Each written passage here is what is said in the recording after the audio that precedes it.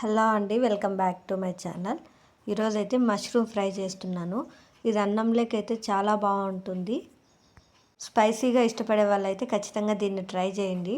Taste చాలా బాగుంటుంది, స్పైసీగా ఉంటుంది. దీనికోసం అయితే ముందుగా మష్రూమ్ తీసుకునేసి ఇలా ఒక మష్రూమ్ని 4గా కట్ చేసుకోవాలి. మష్రూమ్ 4గా కట్ చేసుకున్నామంటే కరెక్ట్ సైజులో బాగుంటాయి.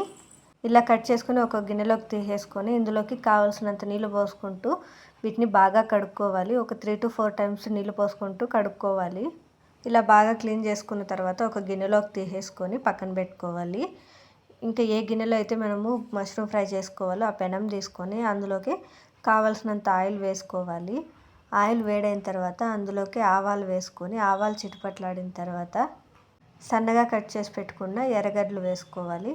అలాగే పచ్చిమిరపకాయలు, కొద్దిగా జీలకర్ర, మీకు ఇష్టం లేకపోతే జీలకర్ర స్కిప్ చేయవచ్చు.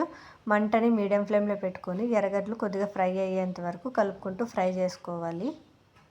అలాగే ఇందులోకి ఇంకొద్దిగా కరివేపాకు వేసుకొని వీటిని ఒకసారి బాగా ఫ్రై చేసుకోవాలి. ఎర్రగడ్డలు కొద్దిగా ఫ్రై అయిన తర్వాత ముందుగా సన్నగా కట్ చేసి పెట్టుకున్న టమోటా ముక్కలు వేసుకోవాలి.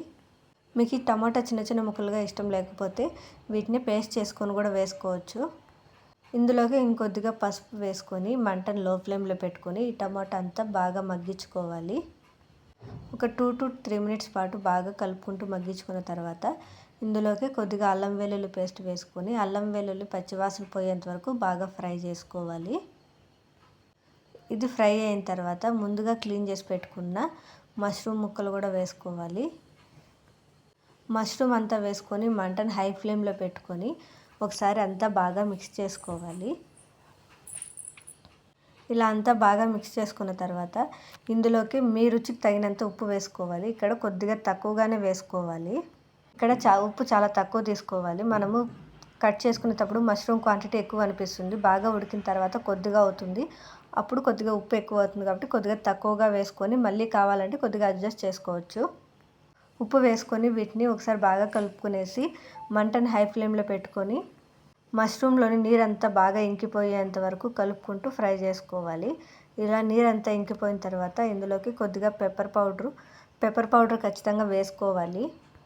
అలాగే ఇందులోకి మీ కారానికి తగ్గట్టు కారం, అలాగే కొద్దిగా ధనియాల పొడి, మీకు ఇష్టం లేకపోతే స్కిప్ చేయవచ్చు.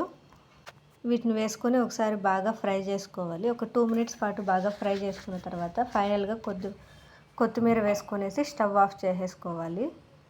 నా వీడియో నచ్చినట్టయితే లైక్ చేయండి. అలాగే లైక్ దగ్గర హైప్ అనే ఆప్షన్ ఉంటుంది. అక్కడ కొన్ని పాయింట్స్ ఇస్తే ఈ వీడియో ఇంకొంతమందికి రీచ్ అవుతుంది. అలాగే సబ్స్క్రైబ్ చేసుకోండి. Thank you for watching.